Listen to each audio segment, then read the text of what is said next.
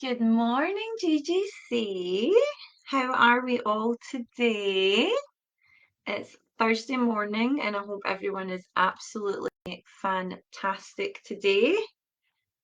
Who's live? Please give me a hashtag live if you're watching this live and let me know whereabouts in Scotland you are today and what you're up to.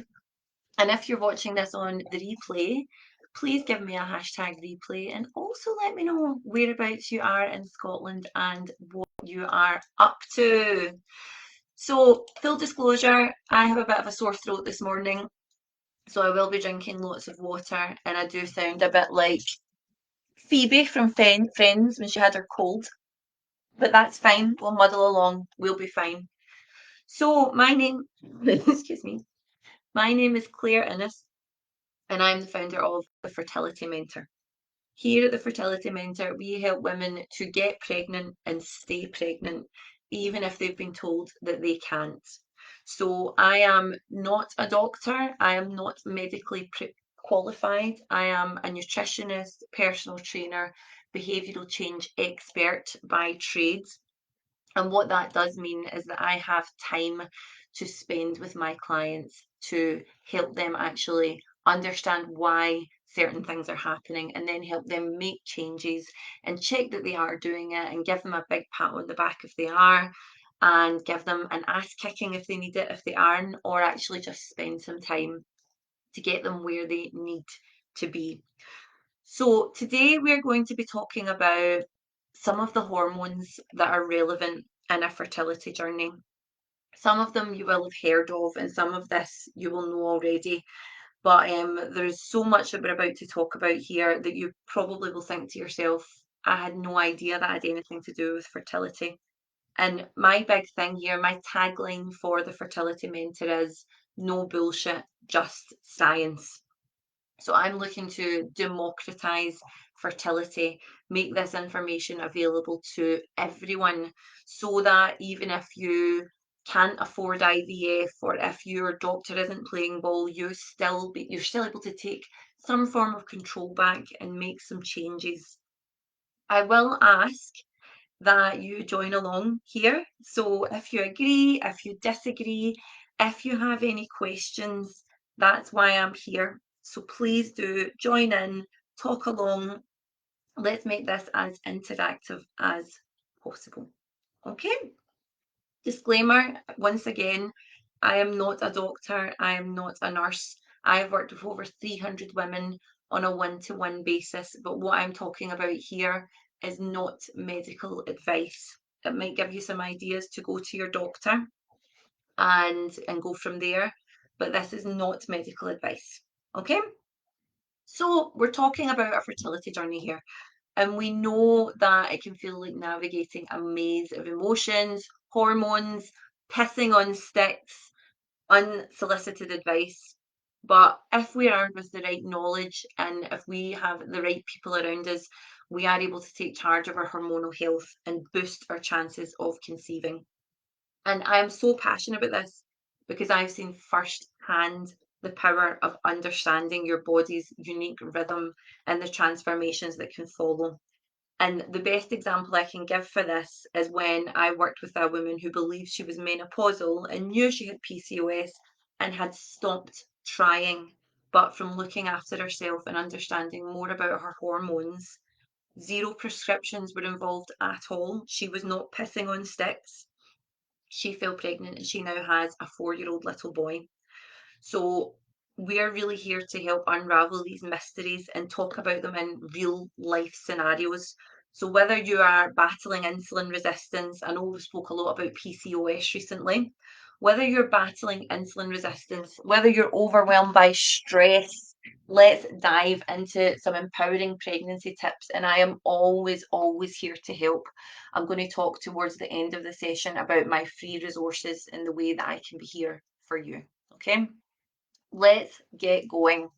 So let's backtrack a bit to kind of primary 7 and the education that some of us did get and some of us didn't get on what needs to happen for a woman to fall pregnant.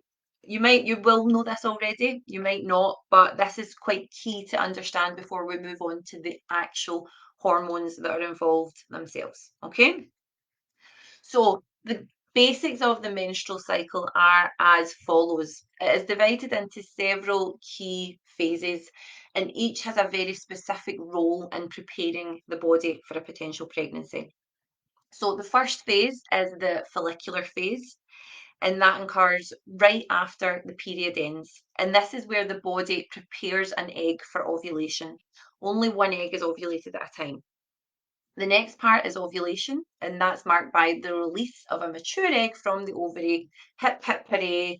This is the critical point in a fertility journey and is often referred to as the golden moment because this is when the egg is ready to meet the sperm. Following ovulation, the luteal phase begins, and this is where the body gets ready for possible pregnancy by increasing progesterone levels to support a fertilized egg. So if conception happens, so in that fertile window, the sperm meets the egg, the next vital step is implantation. And this is where a fertilized egg attaches itself to the uterine lining and it begins the journey to pregnancy. Now, isn't that absolutely hunky-dory in an ideal world? But let's actually look at what happens when some things or one thing is a little bit out of whack, and it means that that beautiful story doesn't necessarily happen in that order. So in this intricate dance, and you'll hear me call it a dance quite a lot, the hormones are what really play the lead roles here. So understanding these key players and what they do specifically, the hormones like estrogen, progesterone, is instrumental in regulating that menstrual cycle. We've talked a lot before in the previous masterclasses about PCOS and how disrupted menstrual cycle can really cause havoc. But that's been specifically in a PCOS context. Right now, we're not specifically talking about PCOS. We're just talking about setting the stage for conception by ensuring our body is ready to nurture a potential pregnancy. And I'm going to talk about each hormone, not every single one, but I'm going to talk about each of the key players one at a time here. And I'm going to talk about signs that you might be dominant in one or low in the other, and how you can actually improve that and change it. Okay. So, number one, everybody's favorite is estrogen. And this is often dubbed the fertility hormone, isn't it? Estrogen is pivotal in the role of women's health. It orchestrates the development of the female reproductive system and the secondary sexual characteristics such as breast development. In terms of hormonal health, understanding estrogen's role is crucial. It aids in preparing the uterus for a potential pregnancy in each cycle. It peaks during the follicular phase, just before ovulation, and that's ensuring the uterine lining is ready for a fertilized egg. Okay, that's in an ideal world. However, an imbalance, whether it's too high or too low, can cause challenges. High estrogen, for example, can lead to heavy periods, mood swings, and it can even disrupt progesterone levels, which we'll talk about in a minute. Conversely, low estrogen can result in irregular cycles and they can even affect egg production.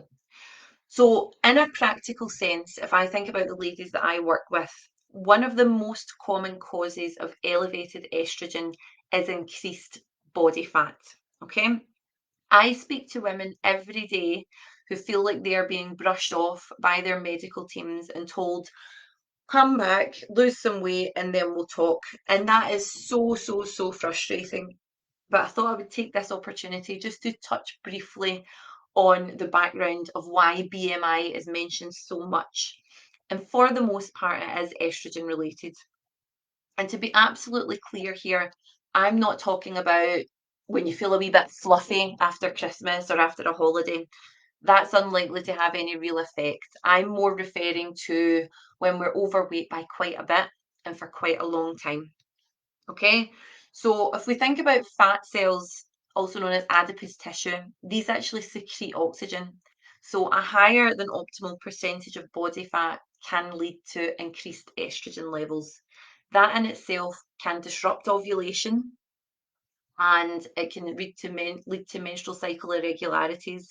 And there can also be other factors such as insulin resistance, inflammation, other hormonal imbalances, which we will come to later on. When we're looking to balance estrogen naturally, if you are at a healthy weight, then look to include foods like flax seeds, leafy greens in our diet, and engage in regular, moderate exercise. Keep your body well hydrated at all times. However, if you have a higher than optimal level of body fat, then I think you should consider reducing this. Now, I can't stress enough, there is no shade here, there is no judgment here at all. I myself have been obese in my lifetime, and I know that it is easier said than done. And that's why experts like me exist. I have an excellent track record of helping women reduce their BMI for fertility while still managing egg quality. And a word of warning here, if you go and you are so desperate to have a baby and you've been brushed off by your doctor, please, please do not be tempted to take on any fad diets or high street diets without first doing your research. For example, diets like Slimming World and Weight Watchers, they tend to minimize the levels of dietary fats. That's how they create a calorie deficit, by minimizing dietary fats. And this is not a good idea for hormone balance. We actually need lots of healthy fats in our diet to regulate our hormones and to keep our eggs nice and healthy. And what we don't want to do is solve one problem over here, which is the BMI issue, by creating another problem over here, which is disrupting our hormones further and potentially damaging our eggs even further. So you should be looking to follow a Mediterranean diet, okay? One that is rich in whole grains, veggies, lean proteins, and lovely, healthy dietary fats. That extra virgin olive oil, that avocado, get it in there and enjoy it, but all in the right portions. Okay, going to pause for the cause for a second. Next big, the biggie, and I'm sure you'll know what's coming here, is progesterone. And this is known as the pregnancy hormone. So it is central, absolutely central to nurturing and maintaining a healthy pregnancy. So go back to the story we talked about earlier. After the eggs release during ovulation, progesterone levels rise during the luteal phase. Okay, now this happens whether it's implanted or not. It'll prepare the uterine lining for the possible implantation of a fertilized egg. And if there is a fertilized egg, hunky dory, happy days. If not, we will have a menstrual cycle a few weeks later and we will shed that uterine lining. If progesterone levels are too low, the uterus might not be able to support the pregnancy, and that is often linked to early miscarriage. Okay. So, an example of this in real life is where you might know women who have undergone IVF, and they will have regular scans before their implantation to ensure that their uterine lining is thick enough to support pregnancy. Because if they've went through all this hassle, stimulating egg collection, no way are they going to risk putting their precious little embryos in there unless they know that that uterine lining is thick enough to create a lovely, healthy environment and hold that embryo where it needs to be. If the uterine lining is too thin, the embryo just won't implant. Or what might happen is that it will implant, but fall away within, days, weeks, months. Probably not months in that case, but days and weeks, yeah, possibly months, due to there not being enough of a uterine lining to support early pregnancy. And this is very much progesterone related. So we can see that progesterone is essential for creating this cozy little nest for a fertilized egg. However, when progesterone levels are low, it can cause serious issues in our journey. Now, some of the signs of low progesterone include the following, but this isn't exhaustive and these could point to other things as well. So just a reminder that your doctor is the first place to start. Some of the signs are irregular menstrual cycles, spotting between periods, short luteal phase. So this is the phase between ovulation and starting your menstrual cycle. Mood swings and depression, an early menstrual cycle. So again, that would tie in with a short luteal phase, wouldn't it? But if your period's arriving earlier than expected, that can sometimes be due to low progesterone. Sometimes also short or light periods can indicate low progesterone, which kind of stands to reason from what we were saying earlier, because we know the progesterone supports that uterine lining. If it's not particularly thick, it would stand to reason that we would have either quite a light period or quite a short period.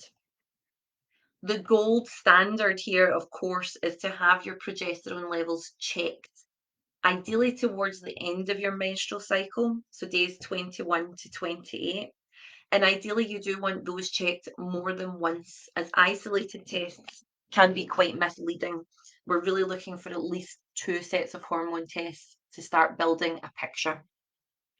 Now, some doctors, fertility clinics will be very, very happy to prescribe progesterone, especially if they have tested and they know that it's not high enough for optimal implantation and fertility. Others can be less keen.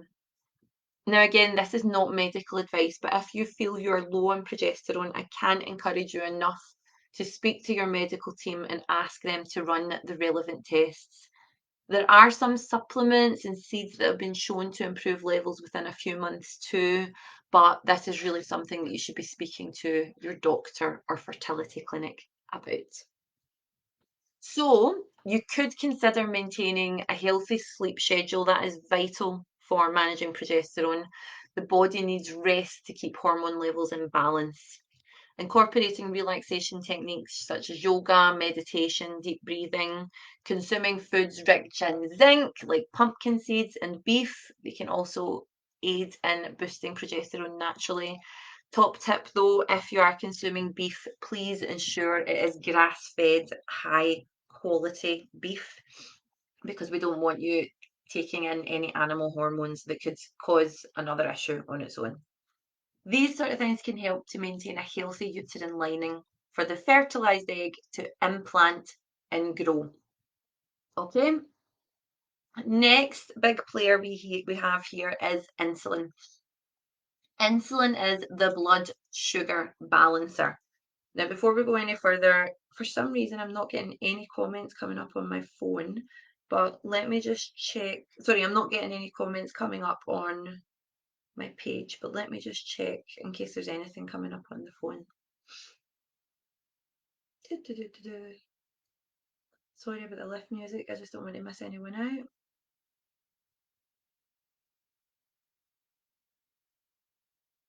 Has computers closed?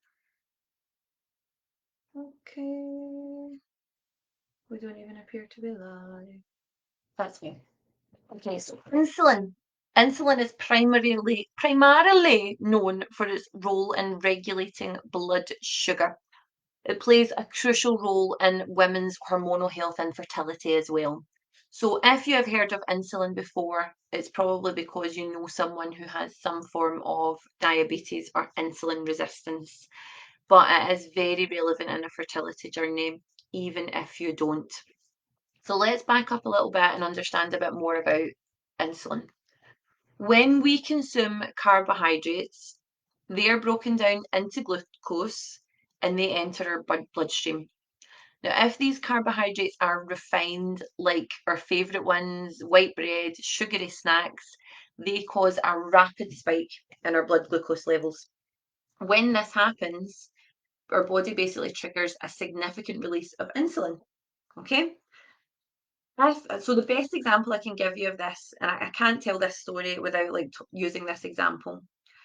Picture this, you are planning a delicate symphony, okay?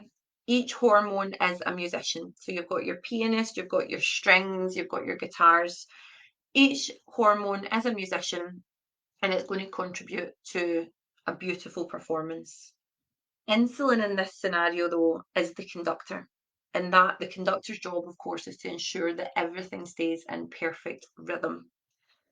let's imagine the conductor goes absolutely AWOL, okay? They have 3 cans of Red Bull and 5 coffees, and they just go absolutely AWOL, and they speed up and they speed up and they speed up and they speed up. This ensures absolute chaos. And this is pretty much what happens when there's a significant release of insulin disrupting the rest of your hormonal, let's say, orchestra. Okay. So when we consume a sugary treat, say we have a lovely packet of Frutella, our body responds with a quick insulin surge to manage the incoming sugar rush. But this surge, if repeated too often, can lead to insulin resistance.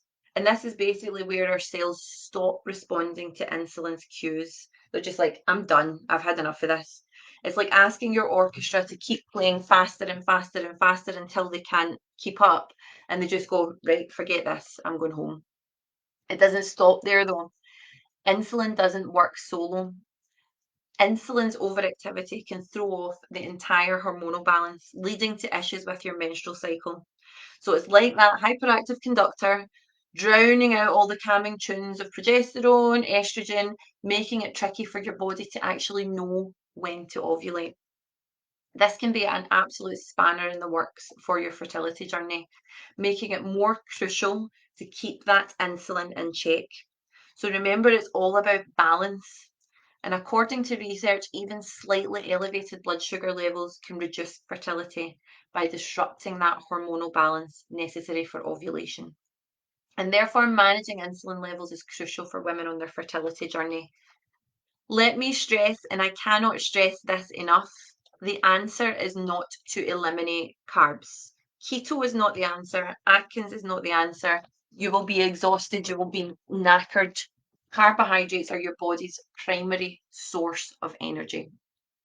Balancing insulin levels doesn't need to mean cutting out carbs, but a good way to do it is to focus on a low glycemic load diet. So that involves making your digestive system work harder to break down carbohydrates. Instead of white bread, it's the whole grain bread. We don't want everything to be pulverized by the time it hits our system. We want our body working hard to do that. That in turn slows down that spike. Lovely ones like whole grains, quinoa, brown rice, these release our glucose gradually, and that aids in balancing blood sugar levels. Okay, now I'm going to see if I can share my screen. I was having issues sharing my screen the last time I tried, but bear with me 1 second. Insights. Okay, I'm going to have to do this with I'm just going to have to do it with my hands. Okay, so if you imagine you are consuming that packet of Frutella I talked about earlier, this is what's going to happen to our blood glucose levels, and then our insulin levels is going to be very, very similar. This is a kind of really, really basic way of understanding it. But now let's think about if we were to have, instead of a packet of Frutella at say 250 calories, say we were to have 1 slice of whole grain bread. It's not going to go as high, and it's going to elevate slower, and it's going to come down slower. Okay, but let's say we combine that with some lovely healthy fats like avocado. So that's going to climb really slowly, isn't it? And it's going to fall really slowly as well. And let's say that we also combined it with some lovely lean protein, um, some lovely Greek yogurt or something like that. That's going to do the same thing. So instead of this, we're going to have an average of more like this. We are still going to get the spike, but the spike is going to peak here instead of here. And the angle, that all important rate at which it is increasing, is much less drastic, isn't it? And that's what we are looking to recreate with each meal to minimize those spikes. So balancing carbs with proteins and healthy fats is an excellent way of minimizing spikes, minimizing our risk of insulin resistance. Now, regular physical activity can also improve insulin resistance, and that can make your body more efficient at using glucose. There's also really, really good supplements, just kind of not fancy ones, not, like they're very well studied, let's say. Things like magnesium and omega-3 fatty acids. They can support insulin balance, but again, it's crucial to work with your healthcare provider or fertility coach. This isn't one size fits all. All of my clients are given very specific recommendations based on their goals and their own situation. So please do your research if that's something that you're worried about. Okay, next we are gonna talk about everybody's favorite, cortisol, the stress hormone. I like to call cortisol the cow hormone because it's horrible. It's not very nice at all. We need to understand the role of cortisol, and it is vital in the context of fertility. Stress is an inevitable part of life, but when it becomes chronic, so there all the time, it can significantly impact your hormonal health. Elevated levels of cortisol, this is a hormone, sorry, I should have said that. Cortisol is a hormone released in response to stress. It can interfere with the production of other critical hormones, such as estrogen, progesterone, which we know are essential for a successful pregnancy. High cortisol levels can lead to hormone imbalances, ultimately affecting our menstrual cycle. Okay? Now, this is like the ultimate unspoken unfairness. Let's chat about something that no one tells us about on the fertility roller coaster, and that is, of course, the stress. It's not just any stress, but it is the kind that curls up in the pit of your stomach and tags along with every doctor's visit, every ovulation test. Infertility itself is so stressful.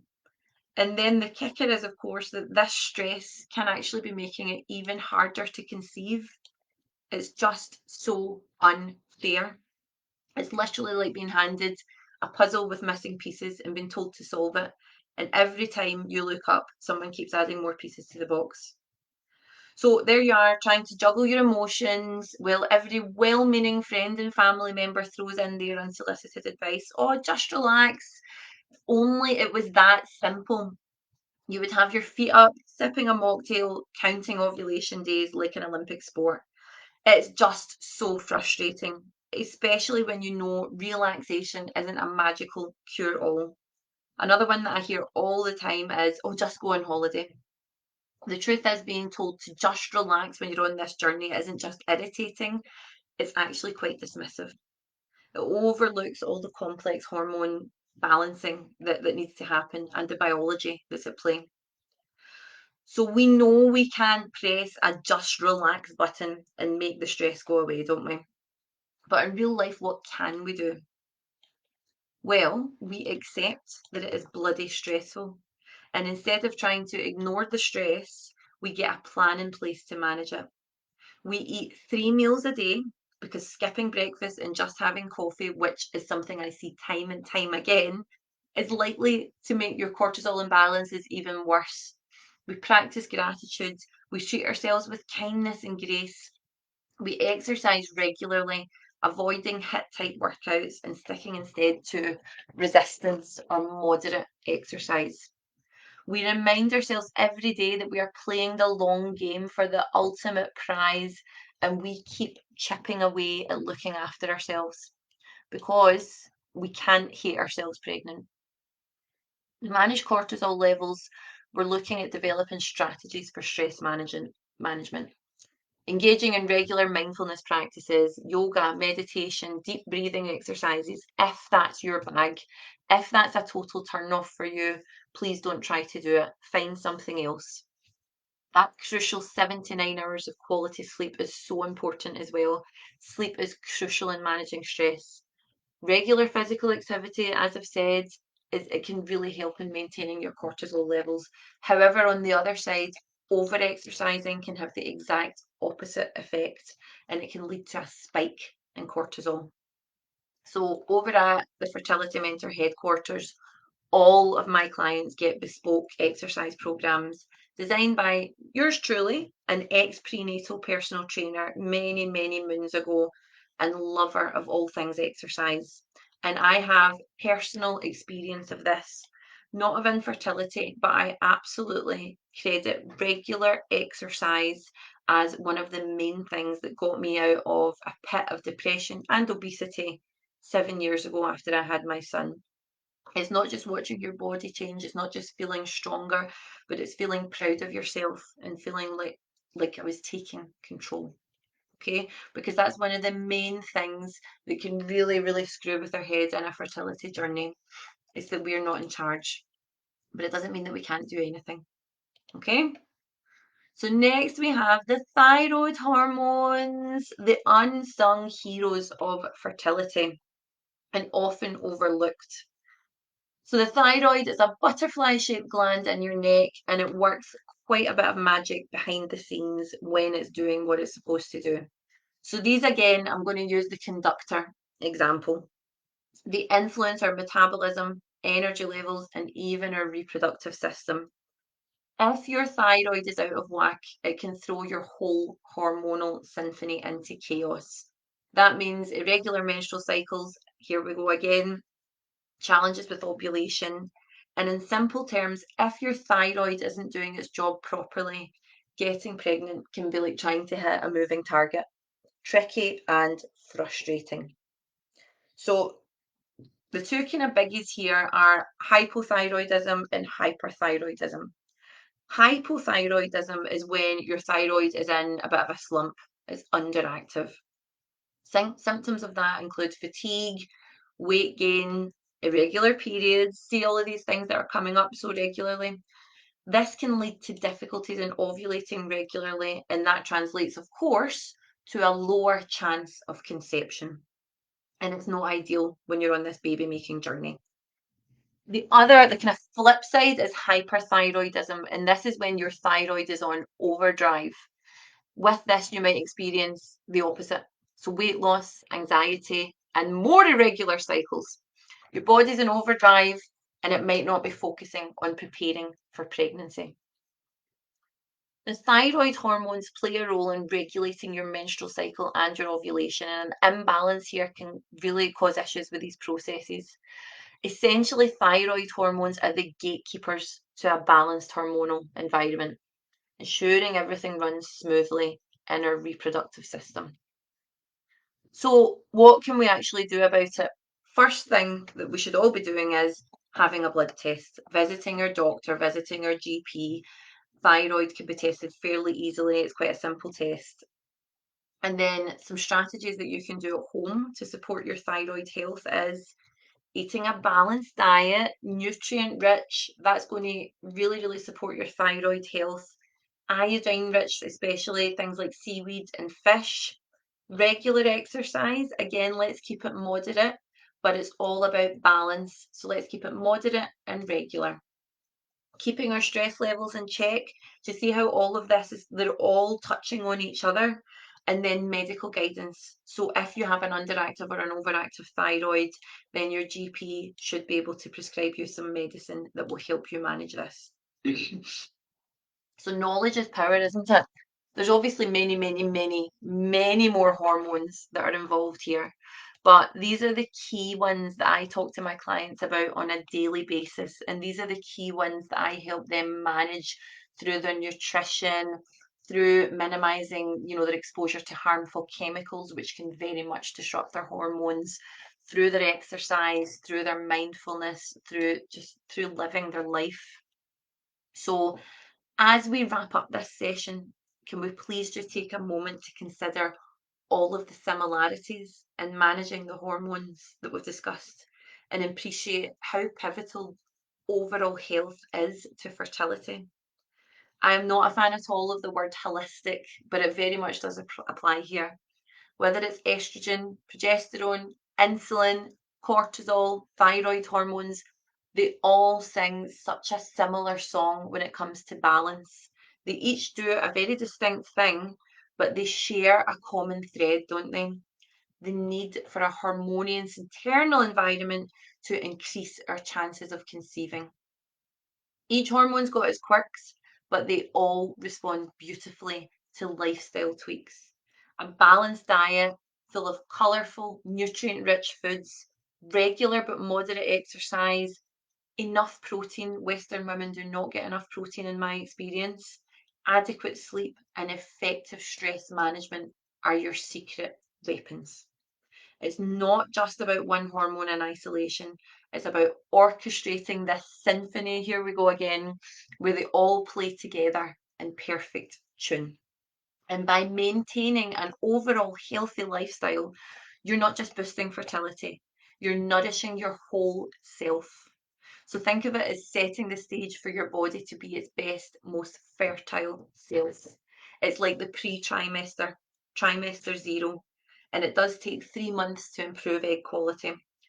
You're working towards creating a tiny little human, and your body deserves all of the love and care possible to do that magical job. So let's keep our chin up. Your fertility journey probably will have its ups and downs, but you're arming yourself with the knowledge and tools to navigate it like a boss. So, further information, further reading, just so you know, I'm really not seeing any comments coming up here at all. So, if there are any comments, I will respond to them after this video uploads. You can find me on Instagram as thereal.fertilitymentor. And I am so proud to be able to offer a free consultation with all GGC ladies who are trying to conceive. This is not about selling, it's just you and me talking about your journey and making recommendations. If I think you would be suited to my coaching, I'll tell you why and I'll outline the next steps. And if not, I'll refer you to a colleague or a reading list or similar. I run several free support groups and I have lots and lots and lots of free resources as well. As I said at the very beginning of this call, my goal is to democratize fertility. Okay, make this information available to everyone and help everyone understand that even if you can't get that prescription, even if you can't afford IVF, there is probably things that you can do to really, really improve your chances. So I've been Claire Innes. I'm the founder of the Fertility Mentor. And please reach out if you have any questions or if you would like to have a chat. Take it easy. Bye.